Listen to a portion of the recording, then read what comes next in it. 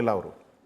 ಆದರೆ ಕನ್ನಡದ ಬಗ್ಗೆ ಅವ್ರಿಗಿದ್ದಂಥ ಪ್ರೀತಿ, ನಾವು ತಿಂತಾ ಇರೋ ಅನ್ನ ಕನ್ನಡ, ನಾವು ಕುಡಿತಾ ಇರೋ ನೀರು ಕನ್ನಡ ಅಂತ ಯಾರು ಯೋಚನೆ ಮಾಡ್ತಾರೋ ಅವರೆಲ್ಲರಿಗೂ ಕೂಡ ದಸರಾದಲ್ಲಿ ಸ್ವಾಗತ ಇದೆ. ಮದ್ದೂರಲ್ಲಿ ಘಟನೆ ಆಯಿತು, ಎಲ್ಲ ಓಕೆ. ಅಲ್ಲಿ ಸಿ ಟಿ ರವಿ ಅವರು ಹೋದರು ಸರ್. ಅಲ್ಲಿ ಶಾಂತಿ ಸಂದೇಶ ರವಾನೆ ಮಾಡಬೇಕಾ, ತೊಡೆ ಮುಡಿರಿ, ತಲೆ ಕತ್ತರಿಸಿ, ಇದೆಲ್ಲ ಯಾರ ಸಂಸ್ಕೃತಿ ಸರ್? ಅವರು ಒಬ್ಬ ಸಚಿವರಾಗಿ, ಮಾಜಿ ಸಚಿವರಾಗಿ, ಹಾಲಿ MLC ಆಗಿ, ಒಬ್ಬ ಜವಾಬ್ದಾರಿಯುತ ವ್ಯಕ್ತಿಯಾಗಿ ಯಾವ ಥರ ನಡ್ಕೋಬೇಕು? ಅಲ್ಲಿನ ಜನಕ್ಕೆ ಏನು ಒಂದು ನೆಮ್ಮದಿ, ಅಲ್ಲಿನ ಒಂದು ಶಾಂತಿ ಸುವ್ಯವಸ್ಥೆ ಕಾಪಾಡೋ ಮಾತುಗಳು ಮಾತಾಡಬೇಕಾ? ತೊಡೆ ಮುಡಿರಿ, ತಲೆ ಕಡೀರಿ, ಇದು ಯಾರ ಸಂಸ್ಕೃತಿ? ನೀವು ಹೇಳ್ತೀರಾ ತಾಲಿಬಾನ್ ಸರ್ಕಾರ ಅಂತ ನೆನ್ನೆ ನೀವು ಒಂದು ಮಾಧ್ಯಮದ ಮುಂದೆ ಮಾತಾಡಿದಿರ. ಈ ರೀತಿ ಮಾತಾಡೋರು ಯಾರು ಸರ್? ತಲೆ ಕಡೀರಿ, ತೊಡೆ ಮುಡಿರಿ ಯಾವ ಸಂಸ್ಕೃತಿ ಸರ್? ಅದು ಯಾರ ಸಂಸ್ಕೃತಿ? ಒಂದು ಘಟನೆ ಮೇಲೆ ನಾನೇನು ತಾಲಿಬಾನ್ ಅಂತ ಹೇಳಿಲ್ಲ. ಈ ಸರ್ಕಾರ ಬಂದು 2.5 ವರ್ಷ ಆಗಿದೆ. ದಿನನಿತ್ಯ ನೆನ್ನೆನೂ ಕ್ಯಾಬಿನೆಟಲ್ಲಿ ಆಯಿತು. ನಾನು ತಿಳ್ಕೊಂಡಿದ್ದೆ ದಲಿತರ ಕಾಲೋನಿಗೆ ದುಡ್ಡು ಕೊಡ್ತಾರೆ ಅಂತ ತಿಳ್ಕೊಂಡಿದ್ದೆ. ಅವ್ರು ಕೊಟ್ಟಿಲ್ಲ. ಅಲ್ಪಸಂಖ್ಯಾತರು ಅಂತಾರೆ. ನಾವೇನು ತಿಳ್ಕೊಂತೀರಿ? ಅಲ್ಪಸಂಖ್ಯಾತರು ಅಂದರೆ ಜೈನರು ಇದ್ದಾರೆ, ಬೌದ್ಧರು ಇದ್ದಾರೆ, ಎಲ್ಲರೂ ಇದ್ದಾರೆ ಅಂತ. ಅಲ್ಲಿ ಯಾರಿದ್ದಾರೆ? ಹಳ್ಳಿಯಲ್ಲಿ ಹೇಳಿ, ಒಬ್ಬರು ಇರಲ್ಲ ಅಲ್ಲಿ. ಇದು ಓಲೈಕೆ, ಇದು ಓಲೈಕೆ. ರವಿ ತಪ್ಪು ಮಾಡವನ ಇಲ್ಲ ಅಂತ ಜನ ತೀರ್ಮಾನ ಮಾಡಲಿ, ಬಿಟ್ಬಿಡೋಣ. ಈಗ ಹೆಂಗೂ ಕೇಸ್ ಹಾಕಿದ್ದೀರಾ, ಕೋರ್ಟ್ ಇದೆ, ಅದು ತೀರ್ಮಾನ ಮಾಡಲಿ. ನಾನು ಹೇಳೋದು ಅದೇ ಪಾಕಿಸ್ತಾನ ಜಿಂದಾಬಾದ್ ಅಂದಾಗೂ ಕೂಡ ನೀವು ಕಂಡಮ್ ಮಾಡಬೇಕಾಯ್ತು. ನಾನೊಬ್ಬ ಹಿಂದೂ ಆಗಿ ಸುಪ್ರೀಂ ಕೋರ್ಟು ಒಂದು ಆರ್ಡರ್ ಮಾಡಿದೆ 5 ಡೆಸಿಮಲ್ಗಿಂತ ಇದು ಮಾಡಬಾರ್ದು ಅಂತ. ಆದರೆ DJ ಪರ್ಮಿಷನ್, ಸುಪ್ರೀಂ ಕೋರ್ಟ್ ಒಂದು ಆರ್ಡರ್ ಇದೆ 5 ಡೆಸಿಮಲ್ಗಿಂತ ಸೌಂಡ್ ಜಾಸ್ತಿ ಬಳಸಬಾರ್ದು ಅಂತ. ಆಯಿತಾ? ಅದಾದಮೇಲೆ ಇವಾಗ ಆಜಾನ್ ಆಗ್ಬೋದು, ನಮ್ಮ DJಗಳು ಆಗ್ಬೋದು, ಪ್ರತಿಯೊಂದಕ್ಕೂ ಪೊಲೀಸವ್ರು ವಿರೋಧ ಮಾಡ್ತಾರೆ. ಆ ರೀತಿಯಾಗಿ ಈ ಘಟನೆಗಳು ಜಾಸ್ತಿ ಆಗ್ತಿದೆ. ಇದ್ರ ಬಗ್ಗೆ ನೀವೇನಾರು ಮೇಲ್ಮನವಿ ಸಲ್ಲಿಸೋದು ಏನಾರು ಮಾಡ್ತೀರಾ ಕೇಂದ್ರ ಸರ್ಕಾರಕ್ಕೆ ಕೇಳಿ? ಎಂಥ ಪುಣ್ಯಾತ್ಮ ಪ್ರಶ್ನೆ ಕೇಳಿದ್ಯಪ್ಪ ನೀವು. ಪುಣ್ಯದ ಪ್ರಶ್ನೆ ರಿಯಲಿ ಅಪ್ರಿಷಿಯೇಟ್ ಮಾಡಬೇಕು ನೀವು. ಕಾಂಗ್ರೆಸ್ಸಾ? ಹಾಂ, ಅಪ್ರಿಷಿಯೇಟ್ ಮಾಡಬೇಕು ಅವ್ರಿಗೆ. ಸುಪ್ರೀಂ ಕೋರ್ಟ್ ಹೇಳಿದೆ ಇಷ್ಟು ಡೆಸಿಮಲ್ ಸೌಂಡ್ ಬರಬಾರ್ದು ಅಂತ. ದಿನ ಮಸೀದಿ ಮೇಲೆ ಬರ್ತಾ ಇತ್ತಲ್ಲ, ಬೆಳಗ್ಗೆ ಸಾಯಂಕಾಲ ಮಧ್ಯಾಹ್ನ. ಅದು ಡೆಸಿಮಲ್ ಇದೆಯಾ ಹೇಳಿ? ಅಲ್ಲ, ಇದೆಯಾ ಹೇಳಿ?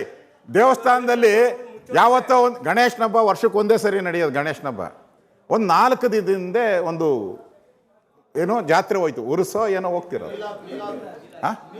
ಮಿಲಾದ್ ಹೋಯ್ತು, ಸೇಮ್ ರಸ್ತೆಯಲ್ಲಿ ಹೋಯ್ತು. ಅಲ್ಲೇ ಗಣಪತಿ ಕೂತಿರ್ಸಿತ್ತು. ಫೋಟೋ ಇದೆ, ನಾನು ಕೊಡ್ತೀನಿ ಬೇಕಾದ್ರೆ ನಿಮ್ಗೆ. ಫೋಟೋ ವಿಡಿಯೋ ಎಲ್ಲ ಕೊಡ್ತೀನಿ ನಾನು ಫೋಟೋ. ಆ ಗಣೇಶನ ಕೂತಿರ್ಸಿದ್ರಲ್ಲ ಪೆಂಡಾಲು, ಅದ್ರ ಮುಂದೆನೇ ಹೋಯ್ತು. ನಾವು ಗಣೇಶನ ಯಾರು ಕೂತಿರ್ಸಿದ್ರು ಅವರೆಲ್ಲ ಬಂದು ರೋಡಲ್ಲಿ ನಿಂತ್ಕೊಂಡು ಇದನ್ನು ಏನೋ ಅವರು DJ ಎಲ್ಲ ಹಾಕ್ಕೊಂಡು ಹೋಗ್ತಾ ಇದ್ರಲ್ಲ, ಹೋದರು. ಒಂದು ಕಲ್ಲು ಬಿತ್ತ?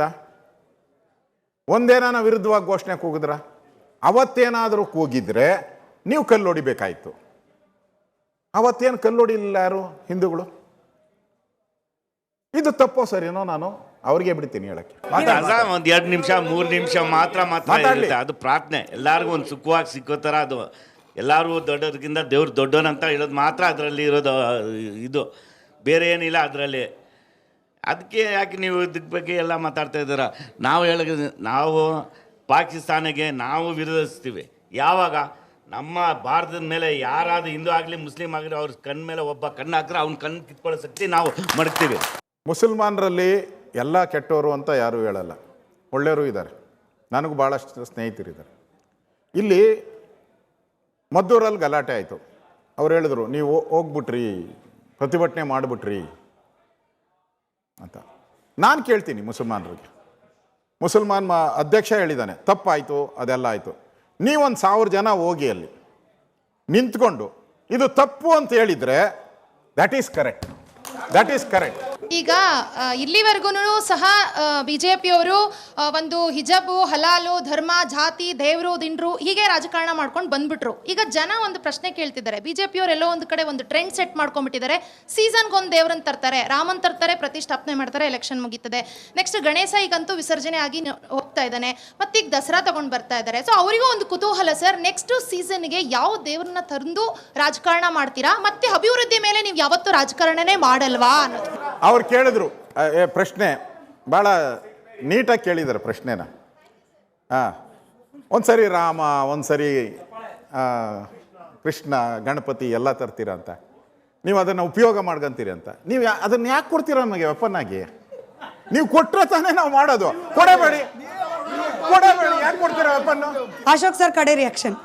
ಇದು ಕೊನೆ ಮುಗಿಸೋಕೆ ಮುಂಚೆ ನಂದೊಂದು ಅಪೀಲು, ರಾಜ್ಯ ಸರ್ಕಾರಕ್ಕೂ ಅಪೀಲು. ನೀವು ಏನೇ ಮಾಡಿ ಎಲ್ಲರನ್ನ ಒಟ್ಟಿಗೆ ತಗೊಂಡು ಹೋಗೋಕ್ಕೆ ಮಾಡಿ. ಚುನಾವಣಾ ಪಾಲಿಟಿಕ್ಸ್ ಮಾಡೋಕ್ಕೋಬೇಡಿ, ಇನ್ನೂ ಭಾಳ ದೂರ ಇದೆ ಮಾಡಿ. ನೀವು ಯಾವುದಾದ್ರೂ ಈಗ ಹಿಂದೆ ಯಡಿಯೂರಪ್ಪನವರು ಮುಖ್ಯಮಂತ್ರಿಗಳಾಗಿದ್ದರು, ಇದು ಎಲ್ಲರಿಗೂ ಸೈಕಲ್ ಕೊಡುವಂಥ ಕಾರ್ಯಕ್ರಮ ಮಾಡಿದ್ರು. ಅದರಲ್ಲಿ ಯಾವತ್ತೂ ಅವರು ಹಿಂದೂಗಳಿಗೆ ಮಾತ್ರ ಸೈಕಲ್ ಕೊಡಿ ಅಂತ ಮಾಡಿಲ್ಲ. ಆಮೇಲೆ ಭಾಗ್ಯದ ಲಕ್ಷ್ಮಿ ಎಲ್ಲರಿಗೂ 1 ಲಕ್ಷ ರೂಪಾಯಿ ಬಾಂಡ್ ಕೊಟ್ಟರು. ಅಲ್ಲಿ ಎಂದೂ ಕೂಡ ಹಿಂದೂಗಳಿಗೆ ಮಾತ್ರ ಅಂತ ಮಾಡಿಲ್ಲ. ನಿಮಗೆ ಗೊತ್ತಿರಲಿ, ಅದರಲ್ಲಿ ತಗೊಂಡಿರೋರು ಜಾಸ್ತಿ ಮುಸಲ್ಮಾನರೇ. ಯಾಕಂದರೆ ಹೆಣ್ಣು ಮಕ್ಕಳು ಜಾಸ್ತಿ ಇದೆ, ಮುಸಲ್ಮಾನರು ತಗೊಂಡಿದ್ದಾರೆ. ಯಡಿಯೂರಪ್ಪ ಎಲ್ಲನ ಬರೆದಿದ್ದಾರೆ ಮುಸಲ್ಮಾನ್ ಕೊಡ್ಬೇಕಾ? ಆದರೆ ಸಿದ್ದರಾಮಯ್ಯನವ್ರು ನೀವು ಯಾವುದೋ ಕೇರಿಗೆ ಅಭಿವೃದ್ಧಿ 400 ಕೋಟಿ ಮುಸಲ್ಮಾನರ ಏರಿಯಾಗೆ ಅಂತ ಬರೀತೀರ. ಶಾದಿ ಭಾಗ್ಯ ಬೇರೆ ಶಾದಿನೇ ಆಗಲ್ವಾ? ಯಾಕೆ?